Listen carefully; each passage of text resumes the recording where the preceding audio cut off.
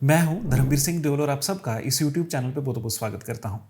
दोस्तों, आज के इस वीडियो में हम बात करेंगे कनाडा टूरिस्ट वीज़ा के बारे में। जो ये वीज़ा है 3 रिफ्यूज़ल के बाद में आया है। आज की इस वीडियो में हम प्रोफाइल भी डिस्कस करेंगे, हम डॉक्यूमेंट्स भी डिस्कस करेंगे, रिफ्यूज़ल लेटर भी डिस्कस करेंगे और किस तरीके से हमने इस केस को रिप्रेजेंट किया वो भी इस वीडियो में डिस्कस करेंगे। अगर आप इस चैनल पर नए आए हैं, पहली बार आए हैं, तो प्लीज़ इस चैनल को सब्सक्राइब करें, वीडियो को लाइक करें, वीडियो को शेयर करें। और अगर आप मुझसे बात करना चाहते हैं या हमारे थ्रू अपना प्रोसेस करवाना चाहते हैं, स्क्रीन पे नंबर विजिबल है, आप कॉन्टैक्ट कर सकते हैं। तो चलिए दोस्तों, वीडियो की शुरुआत करते हैं। सबसे पहले दोस्तों हम इनकी प्रोफाइल को डिस्कस करते हैं। जो मनवीर सिंह जी हैं, मुंबई से हैं, 37 ईयर इनकी एज है। अगर एम्प्लॉयमेंट की बात करें तो अपना बिजनेस है, पिछले 5 सालों से अपना बिजनेस चला रहे हैं और बिजनेस के रिलेटेड सब कुछ इनके पास अवेलेबल था, जैसे कि जीएसटी रिटर्न, एमएसएमई सर्टिफिकेट, जो लेबर डॉक्यूमेंट्स हैं, इनके पास ऑडिट रिपोर्ट है, सब कुछ इनके पास अवेलेबल था। अगर इनकी फैमिली की बात करें तो 2022 में इनकी शादी हुई थी। इनकी वाइफ हाउसवाइफ हैं। जो इनके पेरेंट्स हैं, जो इनके फादर हैं, उनका बिजनेस था और उसी बिजनेस को इन्होंने टेक ओवर किया था। इनकी मदर भी हाउसवाइफ हैं, एक इनका छोटा भाई है। अगर यहाँ पे ट्रैवल हिस्ट्री की बात करें तो ये थाईलैंड गए थे, मलेशिया गए थे, सिंगापुर गए थे और इनके पास यूएई का वीज़ा है, अभी विजिट नहीं किया है। अगर यहाँ पे इनकी रिफ्यूज़ल्स की बात करें तो सबसे पहली रिफ्यूज़ल 2022 में आई थी, फिर 2024 में आई थी और अगर रिसेंट रिफ्यूज़ल की बात करें तो 17 मई 2025 को इनकी रिफ्यूज़ल आई थी। अब दोस्तों हम बात कर लेते हैं इनकी रिसेंट रिफ्यूज़ल के बारे में। दोस्तों, ये जेनरिक रिफ्यूज़ल है और यहाँ पे 3 मेन रिफ्यूज़ल रीज़न थे। जैसा कि 179 बी था, क्योंकि 179 बी एक क्लोज है जिसकी वजह से आप वीज़ा ऑफिसर आपकी फ़ाइल को रिफ्यूज़ करता है। फिर इन्होंने कहा जी आपका पर्पज़ ऑफ विजिट कंसिस्टेंट नहीं है। हालांकि इनका जो पर्पज़ ऑफ विजिट था वो टूरिज़्म था, होटल बेस पे इन्होंने एप्लीकेशन को सबमिट किया था और जो पुरानी एप्लीकेशन है वो भी सेम पर्पज़ पे ही इन्होंने एप्लीकेशन को सबमिट किया। तो अगर हम अपनी एप्लीकेशन की बात करें, जो 4th एप्लीकेशन है वो भी हमने होटल बुकिंग पे यहाँ पे लगाई थी। तो 3rd जो इनकी एप्लीकेशन है वहाँ पे पर्पज़ ऑफ विजिट को लेके और इनकी जो फाइनेंशियल कंडीशन है, जो एसेट हैं, उनको लेके यहाँ पे रिफ्यूज़ल आई थी। अगर हम रिफ्यूज़ल के फॉर्मेट की बात करें तो जेनरिक रिफ्यूज़ल है, यानी कि ज़्यादातर लोगों को सेम रिफ्यूज़ल लेटर यहाँ पे आती है। अब दोस्तों हम बात कर लेते हैं कि किस तरीके से हमने इनके केस को रिप्रेजेंट किया। सबसे पहले हमने इनके डॉक्यूमेंट्स को मंगवाया, डॉक्यूमेंट्स को देखा, डॉक्यूमेंट्स को पढ़ा, इनके एसेट्स के बारे में जानकारी ली, इनके बिजनेस के बारे में जानकारी ली, इनके ट्रैवल हिस्ट्री के बारे में जानकारी ली। उसके बाद में कुछ डॉक्यूमेंट्स हमने अपडेट करवाए। हमने ये भी देखा कि इन्हें जो 3 एप्लीकेशन थी इन्होंने खुद सबमिट की थी, 2022 में भी, 2024 में भी, 2025 में भी, और किसी भी तरह का कोई भी सपोर्टिंग डॉक्यूमेंट यहाँ पे सबमिट ही नहीं किया। ना कोई यहाँ पे कवर लेटर था, ना ही यहाँ पे कोई जस्टिफिकेशन थी, ना ही यहाँ पे लेटर ऑफ इंटेंट था। जब हमने पूछा तो इन्होंने कहा कि जी मुझे नहीं पता था कि ये डॉक्यूमेंट भी ज़रूरी होते हैं। तो हमें यहाँ पे इम्प्रूवमेंट देखने को मिली, क्योंकि इनकी जो फाइल थी वो इन्होंने आधी अधूरी ही वीज़ा ऑफिसर तक विजिबल की थी। तो हमारे पास क्या था? हमारे पास था कि हम इनकी प्रोफाइल पे काम कर सकते हैं, डॉक्यूमेंट्स पे काम कर सकते हैं और एक कंप्लीट फाइल को सबमिट कर सकते हैं।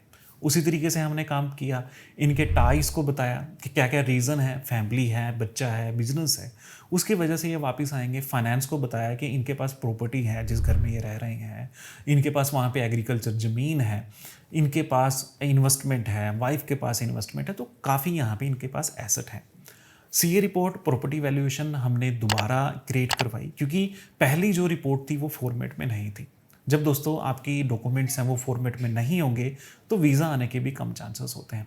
हमने इनके डॉक्यूमेंट्स पे काम किया, सपोर्टिंग डॉक्यूमेंट पे काम किया, फिर इनकी फाइल को सबमिट किया और जो रिजल्ट है वो आपके सामने है।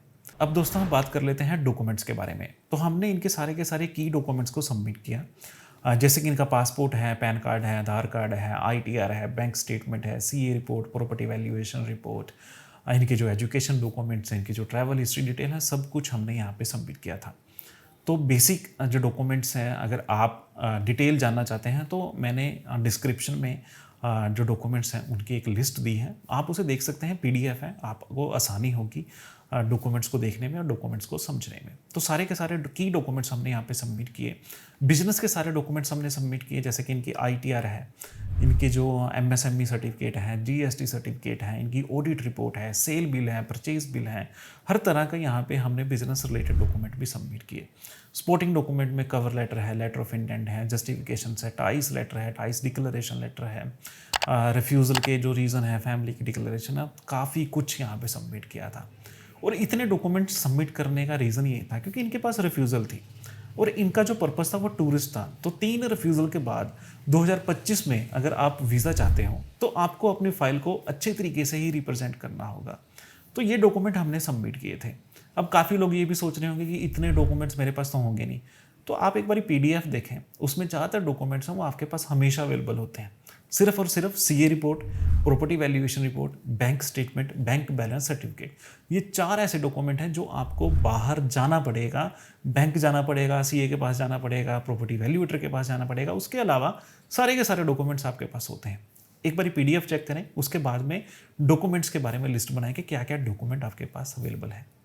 अब दोस्तों, इनकेस आप वीज़ा अप्लाई करना चाहते हैं, कनाडा जाना चाहते हैं, किस तरीके से अपनी फ़ाइल को रिप्रेजेंट करें, किस तरीके से अपनी फ़ाइल को सबमिट करें जिससे आपके वीज़ा के चांसेस ज़्यादा हों। सबसे पहले कंप्लीट फ़ाइल सबमिट करें। हर वीडियो में कहता हूँ सपोर्टिंग डॉक्यूमेंट भी उतने ज़रूरी हैं जितने आपके की डॉक्यूमेंट्स हैं। इस केस में किसी भी तरह का कवर लेटर नहीं लगाया था, जस्टिफिकेशन नहीं लगाई थी। क्या रिजल्ट निकला? 3 रिफ्यूज़ल आई। 3 रिफ्यूज़ल के बाद चौथी बार वीज़ा अप्लाई किया, सारे के सारे डॉक्यूमेंट्स, सपोर्टिंग डॉक्यूमेंट्स साथ में सबमिट किए। रिजल्ट क्या है? वीज़ा आ गया।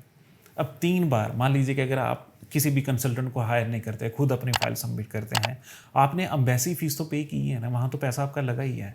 अगर आप अपनी फ़ाइल को कंप्लीट सबमिट कर लें, हर एक डॉक्यूमेंट सबमिट करें, तो वहाँ पे तो आपके वीज़ा के चांसेस ज़्यादा होंगे। कोशिश करें अच्छा सा कवर लेटर बनाएं, अच्छा सा लेटर ऑफ इंटेंट बनाएं, अच्छी सी ट्रैवल आइटनरी बनाएं, फिर अपनी एप्लीकेशन को सबमिट करें। दूसरा, इनकेस अगर आप पहली बार कनाडा का वीज़ा अप्लाई करते हैं, आपकी एज छोटी है, तो आपको ये बताना पड़ेगा कि किस रीज़न से आप वापस आओगे। इसके लिए आप टाइस डिक्लेरेशन लेटर बना सकते हैं, और टाइस सबके पास होते हैं, जैसे कि फैमिली टाइस हैं, फाइनेंशियल टाइस हैं, एम्प्लॉयमेंट टाइस हैं, सोशल टाइस हैं, अदर टाइस हैं। तो काफ़ी तरह के जो टाइस होते हैं जो आप इस लेटर में दिखा सकते हैं, जिससे वीज़ा ऑफिसर को ये समझ लगे कि इन रीज़न की वजह से वापस आएंगे। दोस्तों, कनाडा का वीज़ा मुश्किल है बट नामुमकिन नहीं है। अगर आपके पास डॉक्यूमेंट्स, आप अच्छी तरह से केस को रिप्रेजेंट कर लेते हैं, हर एक डॉक्यूमेंट सबमिट कर लेते हैं, तो आपका वीज़ा आ सकता है। क्योंकि काफ़ी केसेस ऐसे हैं, काफ़ी प्रोफाइल ऐसी हैं जिसमें वीज़ा आया है। अगर आप इस तरीके से अपनी फ़ाइल को रिप्रेजेंट करेंगे, अच्छी तरीके से रिप्रेजेंट करेंगे, तो वीज़ा के चांसेस हमेशा होंगे। उम्मीद करता हूँ ये वीडियो आपको अच्छी लगी होगी, इन्फॉर्मेटिव लगी होगी। अगर आपका अभी भी कोई डाउट है, मुझसे कॉन्टैक्ट कर सकते हैं, मुझसे बात कर सकते हैं, स्क्रीन पे नंबर विजिबल है। चलिए दोस्तों, आज की इस वीडियो में इतना ही। मिलते हैं अगली वीडियो में।